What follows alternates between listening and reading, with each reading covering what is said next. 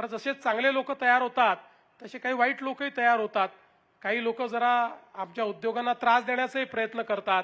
त्यामुळे मला असं समजलं होतं की काही तयार झालेले आहेत, पण त्यानंतर त्यांचा बंदोबस्त आपण लावला आहे.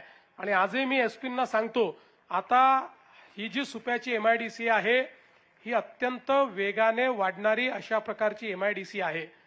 आणि उद्योग हा जर आपल्याला यशस्वी करायचा असेल, ease of doing business, cost of doing business आणि त्या ठिकाणची कायदा आणि सुव्यवस्था, या तीनच गोष्टी असतात की ज्यामुळे उद्योग चांगला होऊ शकतो.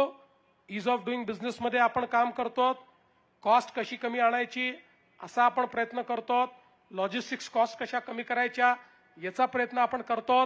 पुढच्या 5 वर्षाकरता कुठल्याही परिस्थितीमध्ये औद्योगिक विजेचे दर वाढणार नाही याची देखील आपण काळजी घेतली आहे. किंबहुना ते कमी कसे होतील हा प्रयत्न आपण करणार आहोत, ज्यातनं कॉस्ट ऑफ डुईंग बिझनेस याच्यावर देखील एक महत्त्वाचा परिणाम होणार आहे.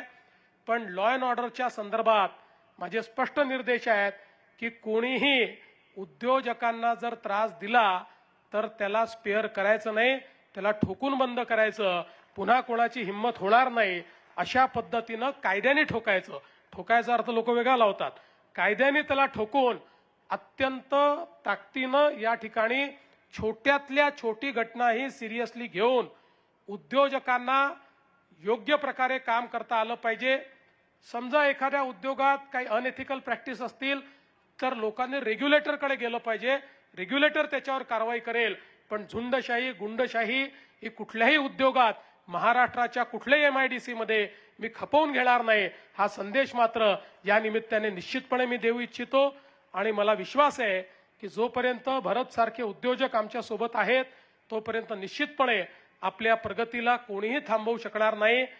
मी पुन्हा एकदा भरतचं अतिशय मनापासून अभिनंदन करतो, त्यांच्या कुटुंबाचं या ठिकाणी अभिनंदन करतो. संपूर्ण कुटुंब हे त्यांच्या पाठीशी अत्यंत ताकदीने उभं आहे. त्यांच्या कन्येनी मला आज खूप सुंदर ग्रीटिंग या ठिकाणी दिलेलं आहे, त्याबद्दल मी तिचे देखील आभार मानतो की तिने खूप मेहनत करून एक स्वतःच्या हाताने एक सुंदर अशा प्रकारचं ग्रीटिंग तयार केलेलं आहे. तिचंही मनापासून कौतुक करतो आणि या चांगल्या कार्यक्रमाला मला या ठिकाणी बोलवलं त्याबद्दल आभार मानतो. पुढचे अनेक कार्यक्रम असल्यामुळे खरं म्हणजे पालकमंत्र्यांचं, सभापतींचं, सगळ्यांचं भाषण होणं गरजेचं होतं, पण मी म्हटलं ते शेवटी भूमिपुत्रच आहेत, त्यामुळे ते नंतर या ठिकाणी भाषण करतील, मी आपलं भाषण पहिले करून घेतो. आणि म्हणून मी पुन्हा एकदा आपले आभार मानतो आणि माझं बोलणं संपवतो. धन्यवाद. जय हिंद, जय महाराष्ट्र.